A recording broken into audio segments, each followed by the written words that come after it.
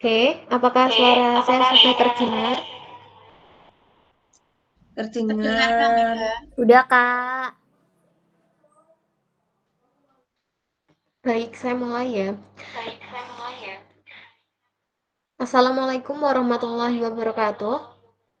Waalaikumsalam Waalaikumsalam warahmatullahi wabarakatuh.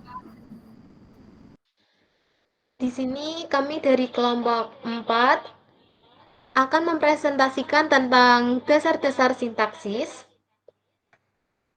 Kami dari kelompok 4 yang beranggotakan, saya Mega Ananda Pratiwi dengan NIM 240202002.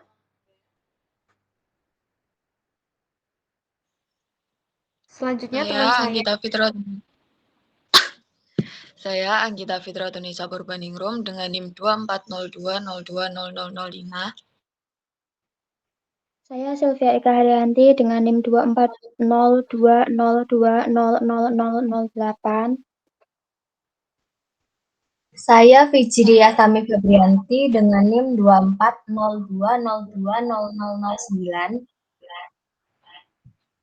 Saya Ida Milantika dengan NIM 2402020010. Baik. Yang pertama, ada pengertian sintaksis. Secara etimologis, istilah sintaksis berasal dari bahasa Yunani. San yang artinya dengan, dan tetin yang artinya menempatkan. Sehingga pengertian secara lebih mudah, sintaksis adalah menempatkan bersama-sama kata-kata menjadi kelompok kata, dan kelompok kata menjadi kalimat. Selanjutnya ada fungsi sintaksis. Fungsi sintaksis adalah hubungan antara unsur-unsur bahasa dilihat dari sudut pandang penyajinya dalam ujaran atau klausa. Jenis fungsi sintaksis yang umum diakui adalah subjek, predikat, objek, pelengkap, dan keterangan. Yang pertama adalah subjek. Subjek adalah unsur kalimat atau klausa yang berfungsi sebagai pokok pembicaraan. Contoh, rumah itu besar sekali. Rumah itu sebagai subjek dan besar sekali sebagai predikat. Jadi, rumah itu ini berfungsi sebagai pokok pembicaraan dari kalimat rumah itu besar sekali. Oke, lanjut. Predikat. Predikat adalah bagian kalimat yang menandai sesuatu yang dinyatakan oleh pembicara atau subjek. Contohnya, rambutnya hitam sekali. Rambutnya ini sebagai subjek, hitam ini sebagai predikat. Jadi, hitam ini menandai rambutnya ini bahwa rambutnya ini tuh berwarna hitam. Seperti itu. Oke, yang selanjutnya adalah objek. Objek adalah suatu bagian kalimat yang dituntut ada untuk predikat yang berupa verba transitif pada kalimat aktif. Contohnya, Andi menyeberang jalan. Andi sebagai subjek, menyeberang sebagai predikat, jalan sebagai objek. Apabila dalam kalimat ini tidak ada objek, hanya Andi menyeberang, kalimat ini menjadi sedikit ambigu karena tidak ada objeknya. Jadi, sesuai dengan pengertian tadi, objek ini dituntut ada untuk predikat, agar kalimatnya tidak menjadi ambigu. Selanjutnya ada pelengkap atau komplement. Pelengkap atau komplement adalah bagian dari predikat verbal yang menjadikan predikat itu menjadi lengkap. Contohnya pelengkap pelaku. Pasien diperiksa dokter. Pasien ini sebagai subjek diperiksa sebagai predikat, dan dokter sebagai objek. Nah, di sini dokter sebagai pelengkap pelaku, yaitu pelengkap yang menunjukkan siapa yang melakukan tindakan, yaitu tindakan itu memeriksa pasien. Yang selanjutnya ada keterangan. Keterangan adalah kata atau kelompok kata yang berfungsi untuk membatasi atau meluaskan makna predikat atau subjek dalam kalimat. Contoh, keterangan asal. Kursi itu terbuat dari bambu. Di sini menerangkan bahwa kursi ini terbuat dari bahan yaitu bambu. Oke, yang selanjutnya ada kategori yang akan dijelaskan oleh Anggita.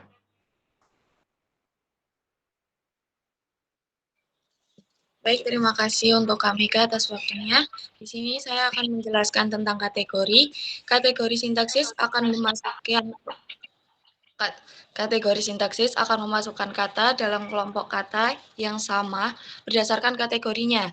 Kategori sintaksis sering juga disebut dengan kelas kata.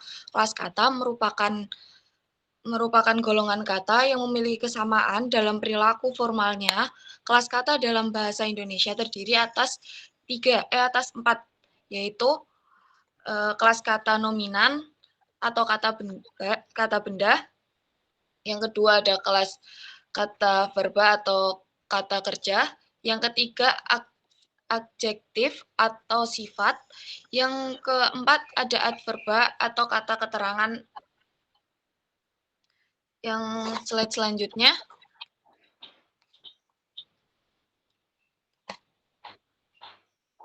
Yang kedua ada peranan. Peranan sintaksis adalah makna. Peranan sintaksis adalah makna semantis tentu yang mengisi fungsi sintaksis. Peranan tersebut mencakup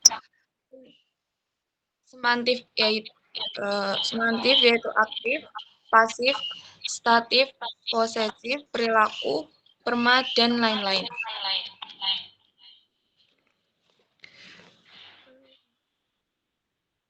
Oke, untuk selanjutnya akan dijelaskan oleh teman saya. Siap. Baik, terima kasih untuk moderator atas kesempatan yang telah diberikan. Saya Sylvia akan menjelaskan mengenai kata. Nah, secara gramatikal, kata itu merupakan satuan yang paling kecil dalam tataran sintaksis yang sudah memiliki arti. Sedangkan dalam tataran morfologi merupakan satuan yang paling besar. Nah, kata ini adalah elemen utama untuk menyusun sebuah kalimat yang digunakan dalam berkomunikasi. Kata itu juga memiliki fungsi merujuk pada peran atau tujuan dari sebuah kata dalam kalimat. Kata memiliki beberapa sebagai subjek, predikat, objek, keterangan, atau kata sambung. Untuk dalam subjek ini, kata itu berperan sebagai orang yang melakukan sebuah aktivitas. Untuk kata yang berfungsi sebagai predikat adalah kegiatan atau aktivitas yang dilakukan oleh si pelaku atau subjeknya ini.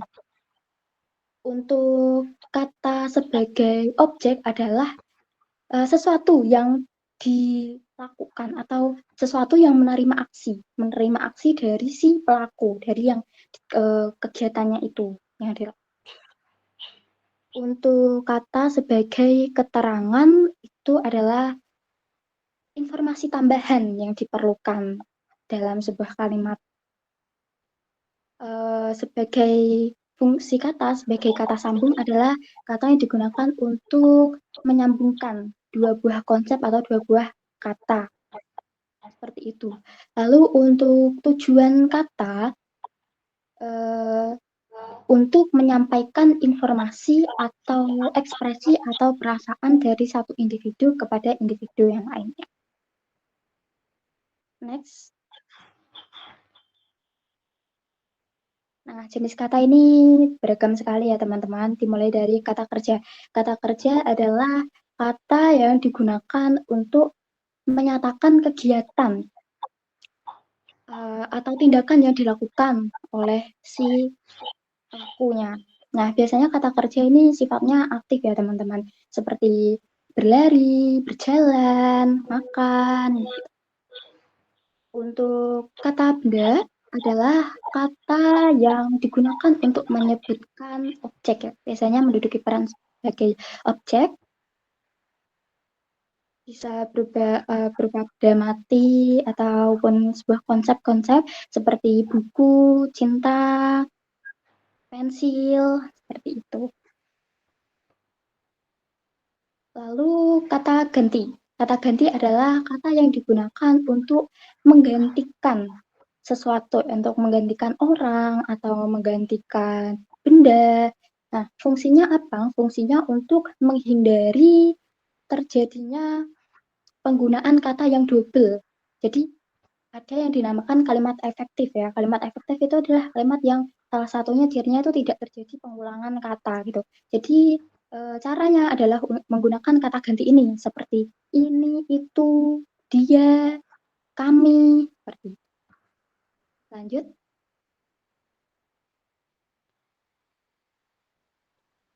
Jenis kata yang selanjutnya adalah kata bilangan. Kata bilangan adalah kata yang digunakan untuk menyatakan jumlah atau urutan benda seperti 1, 2, 3. Bisa ditulis menggunakan kata biasa, huruf, ataupun bisa berupa angka ya, 100, 200, seperti itu.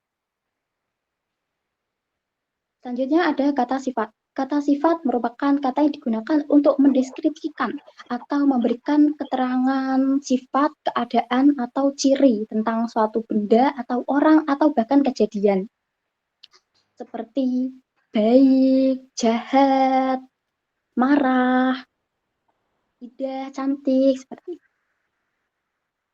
Kata keterangan adalah kata yang digunakan untuk menjelaskan atau memberikan informasi tambahan tentang kata kerja, kata sifat, atau kata keterangan, seperti kemarin, besok. Selanjutnya,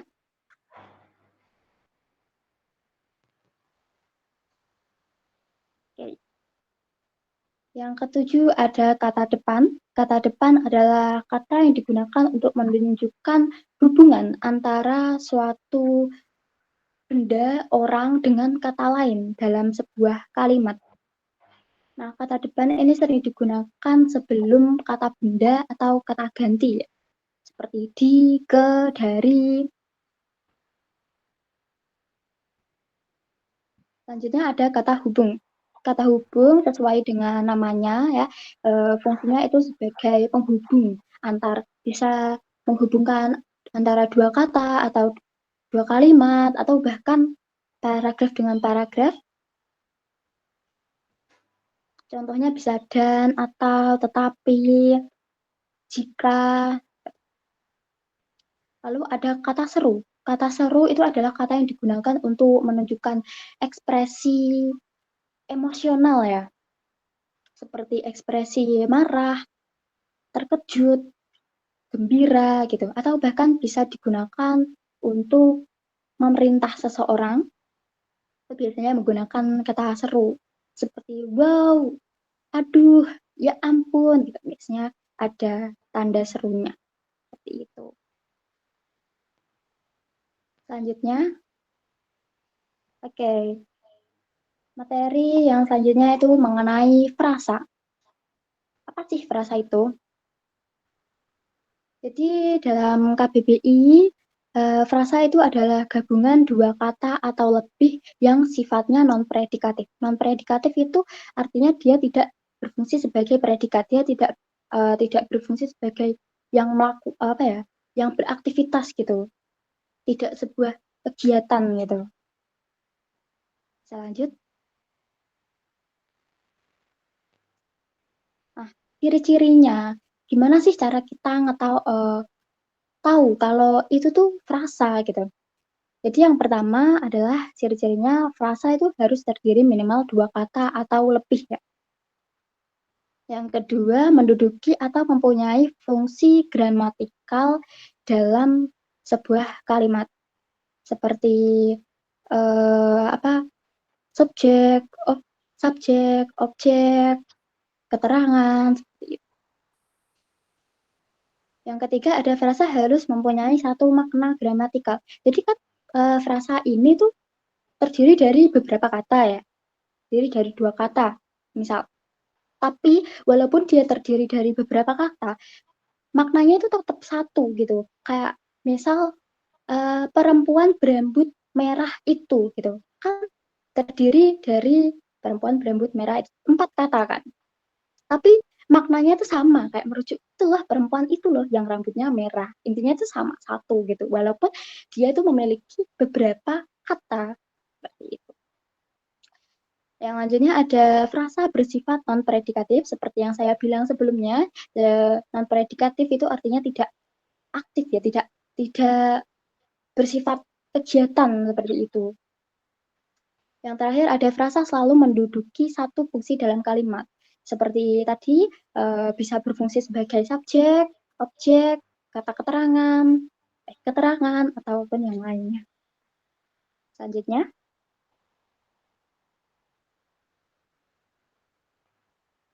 Oke, yang selanjutnya ada jenis-jenis frasa. Yang pertama dimulai dari frasa nomina. Sesuai dengan namanya, nomina itu frasa yang terdiri dari kata benda yang memiliki fungsi sebagai kata benda dalam kalimat. Contohnya seperti rumah besar, buku baru, seperti itu. Yang kedua ada frasa adjektiva. Frasa adjektiva adalah frasa kata sifat. Kata kerja. Ya, kata sifat, maaf. Jadi yang berfungsi untuk menerangkan sifat atau keadaan. Seperti sangat indah, terlalu cepat. Nah, selanjutnya ada frasa verba. Frasa verba ini adalah frasa kata kerja.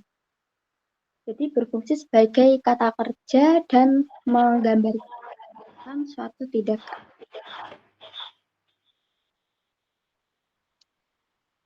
Seperti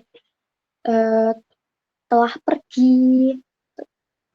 Yang keempat ada frasa preposisional. Itu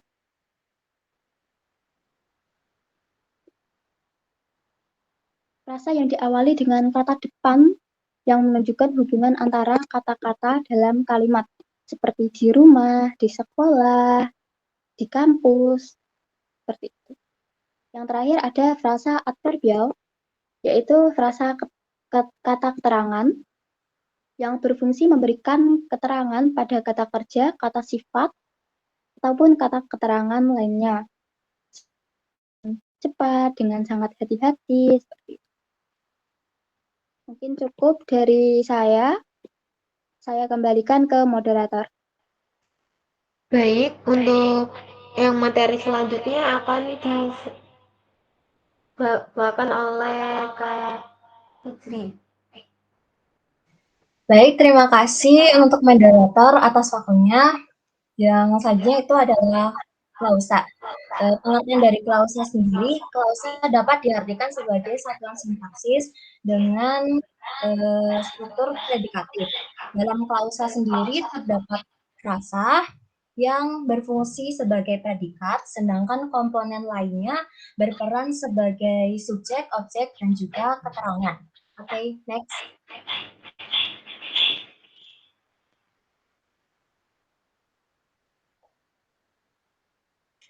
Ciri-ciri klausa, seperti yang tertera pada PPT, ciri yang pertama yaitu memiliki satu jenis predikat, yang kedua tidak memiliki intonasi akhir, yang ketiga jika ditambah dengan intonasi akhir, maka akan menjadi sebuah kalimat. Dan yang keempat, klausa termasuk dalam bagian dari kalimat plural, sedangkan yang kelima memiliki subjek secara tertulis atau tidak secara tertulis. Oke, next.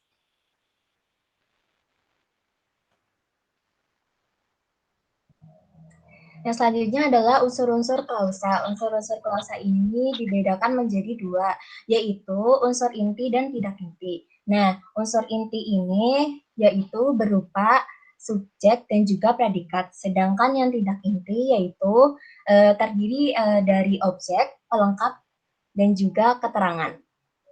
Next.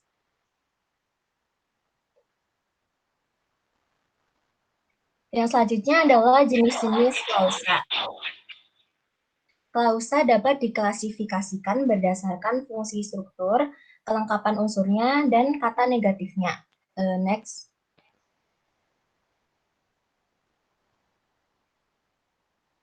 Jenis klausa berdasarkan strukturnya. Yang pertama yaitu klausa bebas. Klausa bebas yaitu klausa yang memiliki unsur yang lengkap, jadi terdiri atas subjek dan juga predikat. Contohnya, ayah bekerja. Ayah ini sebagai subjek dan bekerja ini sebagai predikat. Jadi itu ada subjek dan juga predikatnya. Dan juga contoh lainnya, misal ibu memasak. Ibu sebagai subjek dan juga memasak sebagai predikat. Jadi ada subjek dan juga predikatnya. Sedangkan klausa terikat dapat diartikan juga sebagai anak kalimat. Dan di dalam klausa ini menggunakan konjungsi di dalam kalimatnya. Contoh, ayah pulang tadi sore. Nah, kata tadi ini termasuk dalam konjungsi di dalam kalimatnya. Next.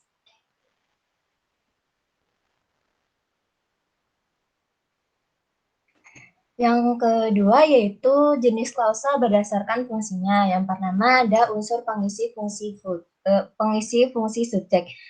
Subjeknya di sini itu frasa nominal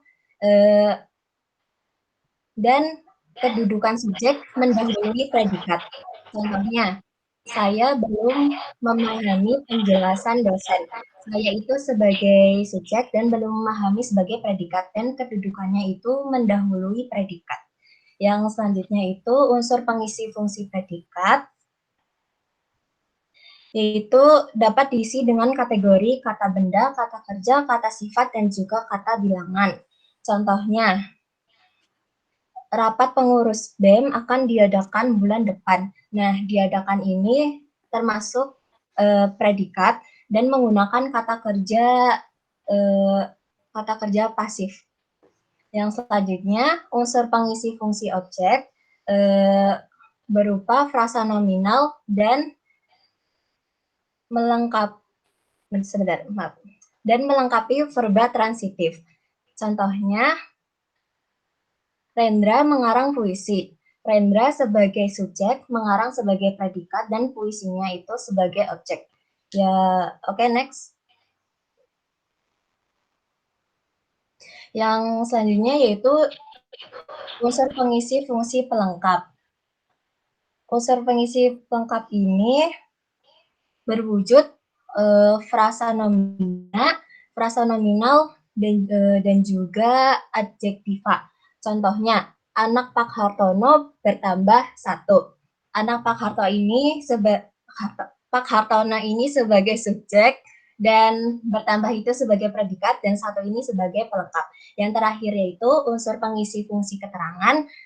Di sini berupa kata keterangan, frasa benda, dan juga frasa depan. Contohnya, cepat-cepat penjamret itu menghilang dari kerumunan orang. Cepat-cepat itu sebagai keterangan, penjamret itu subjek, menghilang itu predikat, dari kerumunan orang itu keterangan. Next.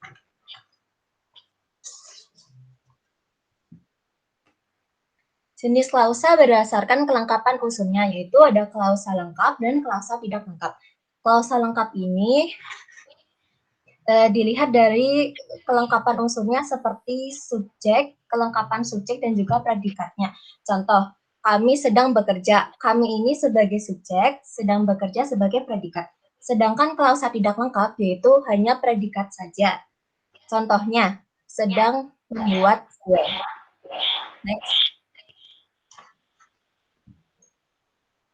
Yang selanjutnya yaitu adalah jenis klausa berdasarkan kata negatifnya.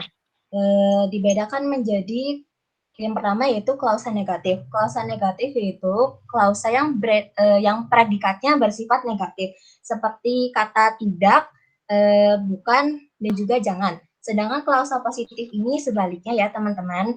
Jadi predikatnya bersifat positif seperti ya atau juga boleh. Oke, next.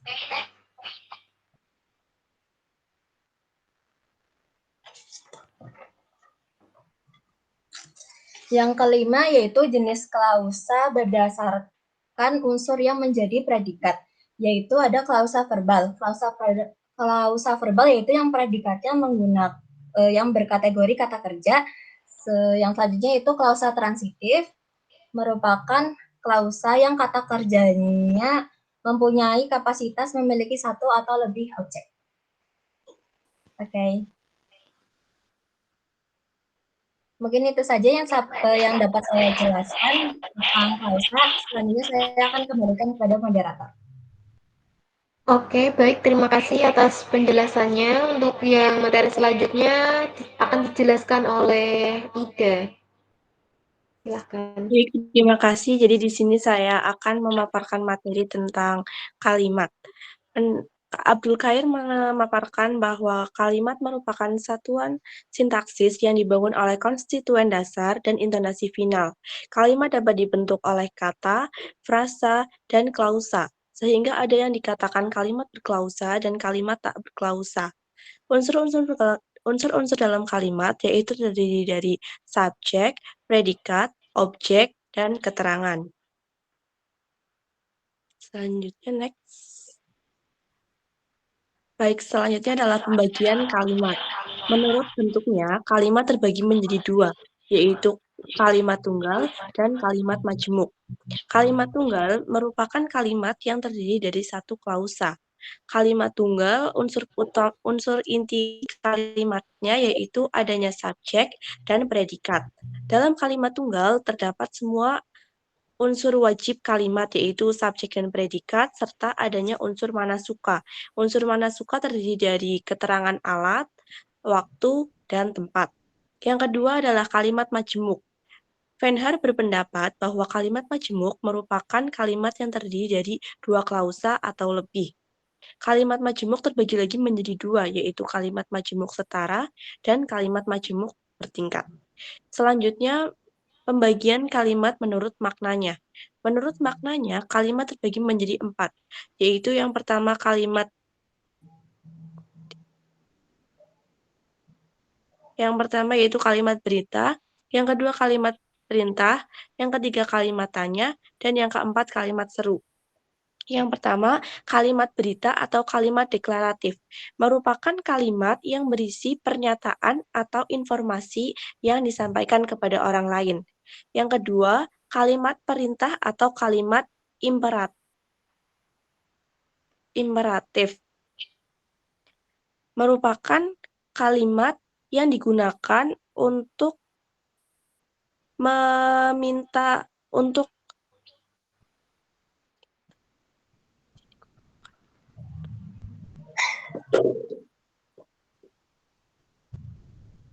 kalimat yang digunakan untuk memberi perintah langsung dan mengharapkan adanya reaksi berupa tindakan. Contohnya tutup pintu, matikan kompor, tutup jendela. Yang ketiga, kalimat tanya. Kalimat tanya disebut juga sebagai kalimat interrogatif, yaitu kalimat yang meminta adanya jawaban dari lawan bicara atau pembaca. Contohnya, siapa namamu, di mana tempatmu, di mana kamu tinggal, dan dari mana asalmu. Yang keempat adalah kalimat seru. Kalimat seru adalah kalimat yang digunakan untuk memberi perintah, instruksi, atau larangan. Selanjutnya, next.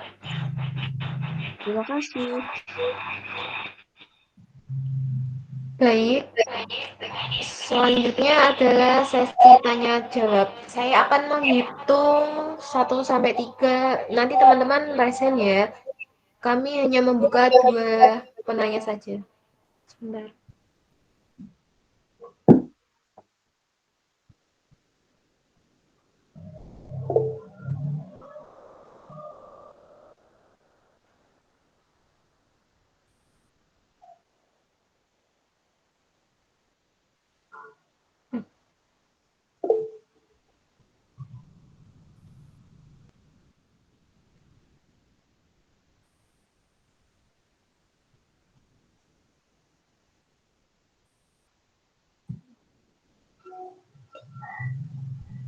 Oke, sebentar teman-teman. Turun semua dulu.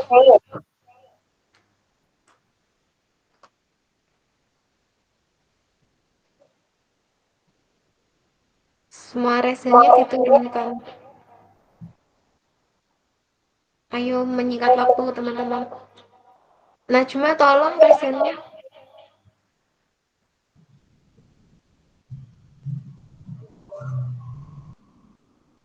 Oke. Najma sebentar Najma. 1, 2, 3.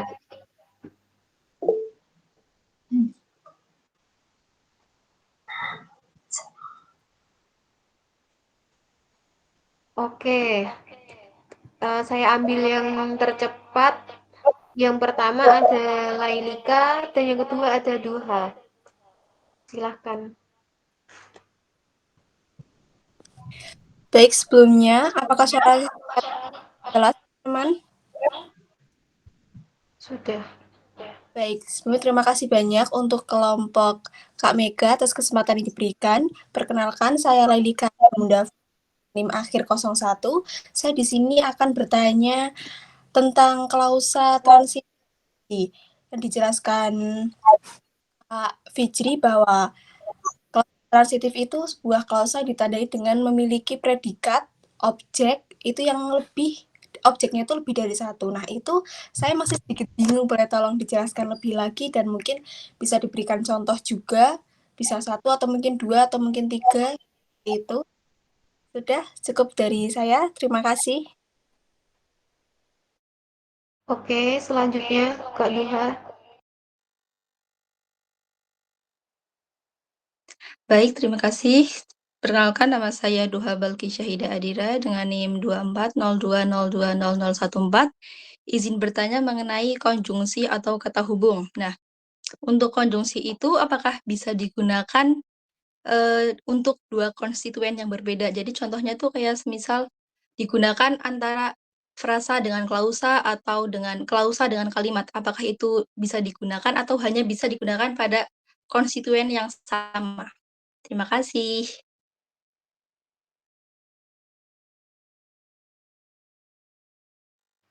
Baik, kelompok kami izin berdiskusi sebentar.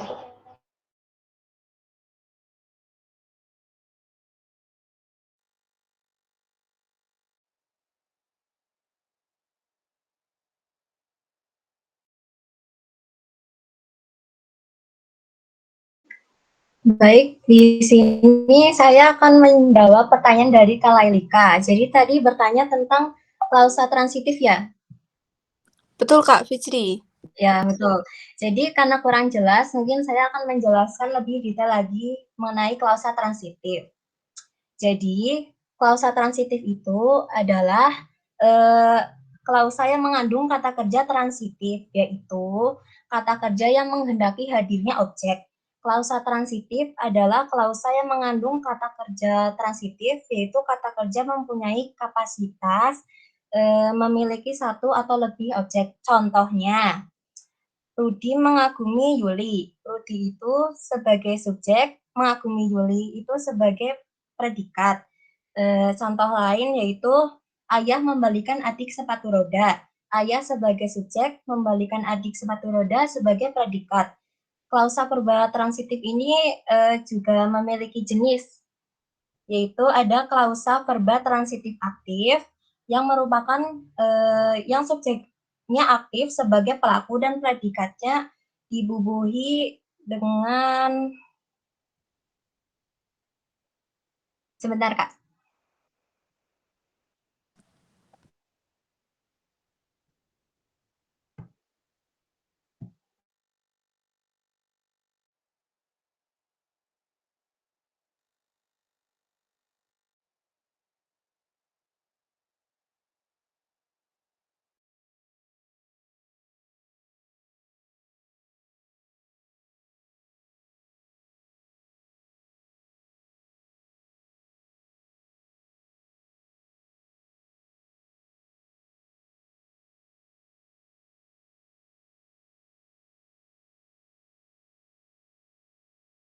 Jadi, klausa verba transitif aktif yaitu klausa verba yang subjeknya aktif sebagai pelaku dan predikatnya dibubuhi dengan imbuhan me, i, atau kan.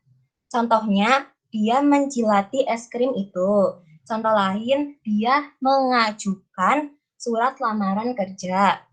Terus ada klausa verba transitif pasif, yang subjeknya menjadi penderita dan predikatnya diberi imbuhan di, ter, atau ber-an. Selain diberi imbuhan, klausa ini juga bisa diawali dengan kata kena di awal predikatnya. Contoh klausa verba transitif pasif ini yaitu dia ditipu orang itu dan juga ada dia ditahan polisi. Terus selanjutnya yang terakhir ada klausa verba transitif medial, yaitu klausa yang subjeknya berperan sebagai pelaku sekaligus korban. Contoh klausa verba transitif medial yaitu dia merenungi nasibnya sendiri. Jadi subjek yang berperan sebagai pelaku sekaligus korban itu si dia. Jadi apakah dapat dimengerti Kak Elika? Terima kasih banyak Kak Fitri, penjelasannya lengkap. Terima kasih banyak Kak. Ya, sama-sama. Baik, saya di sini akan menjawab pertanyaan dari Duha. Jadi pertanyaannya, apakah konjungsi bisa digunakan antara frasa dan kalimat atau intinya yang konstituennya berbeda? Apakah benar? Iya, benar. Nah, jadi konjungsi itu tidak bisa ya digunakan yang konstituennya berbeda. Jadi harus satu itu harus setara. Jadi kayak misal klausa dengan klausa, kalimat dengan kalimat. Kalau konjungsi klausa dengan klausa itu namanya konjungsi subordinatif. Kalau konjungsi antar kalimat dengan kalimat itu namanya konjungsi koordinatif. Nah, misal kalau konjungsi subordinatif itu contohnya karena, jika, meskipun gitu. Kalau konjungsi koordinatif atau antar kalimat itu biasanya oleh karena itu, sebaliknya, sementara itu, selain itu, gitu. Apakah dapat dipahami? Ya, baik. Terima Apakah kasih bisa banyak atas dimengerti? penjelasannya. Ya, sama-sama. Oke, teman-teman, terima kasih. Terima kasih sudah hadir di perkuliahan dasar-dasar linguistik hari ini. Terima kasih yang sudah berpartisipasi. Saya akhiri ya untuk pertemuan hari ini. Terima kasih. Wassalamualaikum warahmatullahi wabarakatuh. Boleh keluar meeting. Waalaikumsalam warahmatullahi Terima kasih. wabarakatuh. Waalaikumsalam warahmatullahi wabarakatuh. Assalamualaikum warahmatullahi wabarakatuh.